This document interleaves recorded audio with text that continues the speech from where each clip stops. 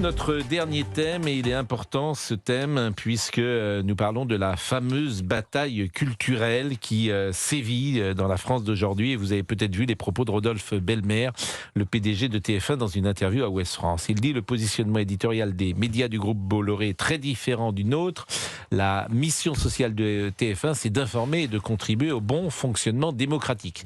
Donc, je ne sais pas ce qu'il veut dire par là. Si nous, c'est la mission d'Europe 1 et CNews, c'est d'informer voilà, aussi. Ouais. Voilà, là, nous, visiblement, ce n'est pas d'informer et nous ne souhaitons pas le bon fonctionnement démocratique. Bon, mais aussi d'être un acteur de cohésion nationale. C'est-à-dire que c'est toujours intéressant. Nous ne sommes au service d'aucun homme, dit-il, d'aucun parti, d'aucune idéologie, et nous ne cherchons pas à façonner l'opinion. Alors cette phrase est intéressante parce que tout le monde façonne l'opinion, volontairement ou pas. C'est ainsi. C'est-à-dire que lorsque l'émission Quotidien passe le soir, elle façonne l'opinion. Lorsque vous faites un feuilleton de télévision, d'une certaine manière, vous représentez des archétypes de votre feuilleton et vous façonnez l'opinion. Quand vous faites de l'info en invitant certains et en oubliant d'autres, vous façonnez également l'opinion. Lorsque vous ne parlez pas de ce qui s'est passé, par exemple, hier soir sur les Champs-Élysées dans vos éditions de 13h et 20h, c'est une manière de façonner... C'est une manière de façonner l'opinion. Et puis, il dit: nous ne souhaitons pas attiser les tensions ou souffler sur les braises. Et ça, cette phrase est intéressante. Parce que ça veut dire qu'il y a des braises, mais il ne faut pas les voir. C'est la fameuse phrase on ne va pas jeter de l'huile sur le feu. On oublie dans cette phrase qu'il y a le feu. Alors, on est accusé, et c'est là le sous-texte de M. Belmer, nous simplement, au fond, de décrire la réalité. Mais depuis toujours, la chanson de Guy Béard a répondu à ça. Celui qui dit la vérité, il doit être exécuté. C'est ça que nous dit M. Belmer. Mais c'est intéressant parce que c'est TF1, qui est le premier média de France, qui a priori donc a celui peut-être qui a le plus de pouvoir, et qui nous dit, nous, on ne veut pas parler des choses qui peuvent effectivement être pris comme souffler sur les braises. Donc ça s'appelle soumission. Rodolphe Belmer. Alors moi c'est Gauthier Lebret, c'est pas Rodolphe Belmer. Mais... Ouais, Gauthier Lebret, pardonnez-moi. Vous voyez, je vous voyais déjà PDG. En plus, Monsieur Belmer, s'il nous écoute, il peut réagir, bien sûr. Et puis je veux pas le cibler lui personnellement, parce que ça va bien au-delà de lui. Lui-même, je vais vous dire, je pense qu'il ne pense même pas véritablement ce qu'il dit. Ah oui. Oui, je les connais tous. C'est-à-dire que si tu parles avec eux, ils te diraient: t'as raison, mais on peut pas le dire. T'as raison, mais on peut pas le dire. Vous voyez, t'as raison, mais on ne peut pas le dire. Et on ne peut pas le dire, pourquoi on ne peut pas le dire? Mais parce que vous prenez le risque de subir des campagnes de cyberharcèlement de la gauche, de l'extrême gauche et de l'espace médiatique. Pourquoi? Parce que l'espace médiatique majoritairement... Mais pourquoi aller jusqu'au bout de la question intéressante d'Olivier? Moi, je crois que c'est par la crainte d'avoir à constater un échec de sa propre politique pendant toutes ces années, voyez-vous. Parce que cette réalité qui dérange, elle n'est pas tombée comme ça du ciel. Elle est le fruit d'un renoncement, d'un affaissement, de l'autorité, de la justice. Et donc, si vous commencez à parler de ce qui va mal, vous pointez du doigt les responsables de cette situation. Et je crois que c'est cela qu'on a occulté pendant toutes ces années et que nous essayons quand même de pointer du doigt. Voilà la différence. De la première à la dernière minute, vous l'avez dit ce matin, Pascal, de l'émission Quotidien, c'est de la politique.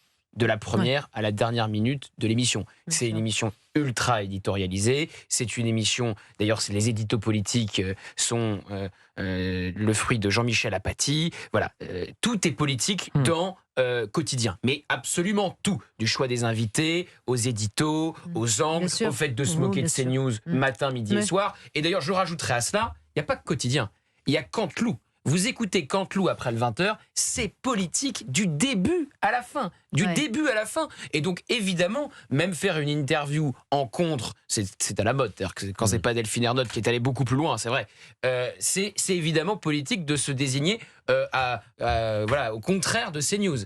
Et ensuite, moi, j'étais quand même très, très frappé ce matin parce qu'ils ont lancé une nouvelle émission, vous savez, entre 10h et 11h. Et alors, le choix des thèmes de cette émission de Christophe Beaugrand, qui remplace le téléshopping, pour justement aller dans votre sens en disant il y a des sujets qu'on ne traite pas. Et pour être le plus consensuel possible dans cette émission. Eau du robinet, avez-vous confiance? Télé dans la chambre, pour ou contre? Et là, vous faites 1 heure de débat avec ces 2 thèmes. Oui, mais attends. Franchement, effectivement, vous risquez pas de vous fâcher avec grand monde. Mais non, Il mais est 17h43, on marque une pause. Mais ils font ce qu'ils veulent surtout. Mais ils font absolument ce qu'ils veulent. Mais Ça, oui, ça me je sais que dérange c'est pas. conso. Je sais que c'est conso. bah oui, voilà. Je sais que ça remplace une émission conso. Je le sais. 17h43. C'est quand même intéressant. Je le souligne. Dans la chambre, pour ou contre, effectivement. Mais je pense que c'est un débat c'est un débat qui intéresse ceux qui sont à l'antenne sur TF1. Et voilà, je trouve qu'ils ont raison. Chacun fait ce qu'il veut. Mais exactement. Vous êtes bien content qu'ils traitent ce genre de sujet à ce temps-là. Je suis tranquille.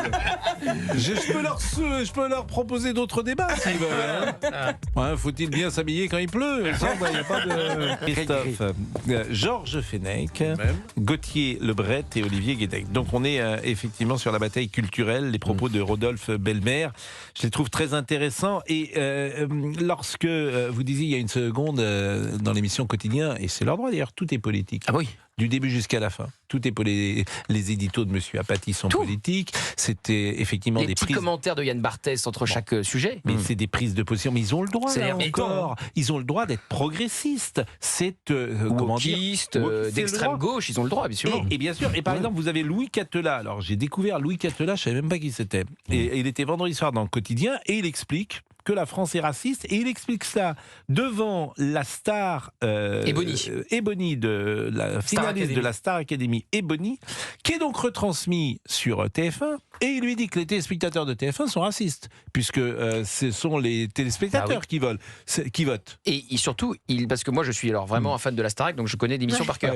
Et il dit surtout aussi, parce que Ebony a été victime de racisme dans les commentaires sur Twitter, ça ne fait pas l'ombre d'un doute, mais il nie que Marine a eu des commentaires racistes. Elle a été traitée de sale blanche. Marine, l'autre finaliste. Marine, l'autre finaliste. Mais elle a été traitée de sale blanche. Personne, là on va l'écouter, monsieur Louis Catelat, personne ne le contredit. C'est-à-dire que vous avez une émission sur laquelle on dit la France est raciste et tout le monde rigole. Écoutez. Vous auriez pu gagner si vous aviez chanté un peu mieux. Ou si la France était un peu moins raciste. Voilà. Et oui, Ebony, bien sûr, tel le paratonnerre du château de Damary-les-Lys, vous avez pris la foudre. Vous avez subi une campagne de cyberharcèlement complètement gratos et violente qui m'a donné l'impression que la France était devenue un gros département du Var. C'est sympa pour les gens du Var. Tout ça est... Moi, je trouve ça scandaleux. Je ne peux pas vous dire autre chose. C'est la liberté d'expression, tant mieux pour eux. Mais je trouve invraisemblable que tout le monde rit. Et c'est pas politique, ça ? Personne ne contredit. Et écoutez la France de Retailleau, ce qu'il dit, monsieur Louis Catelat. Navré que vous ayez percé dans la France de Retailleau. Et sachez que c'est pas grave d'être arrivé deuxième. Pour gagner, il aurait fallu que Marine eût été inéligible. Mais ça, pas de galère, c'est pour bientôt.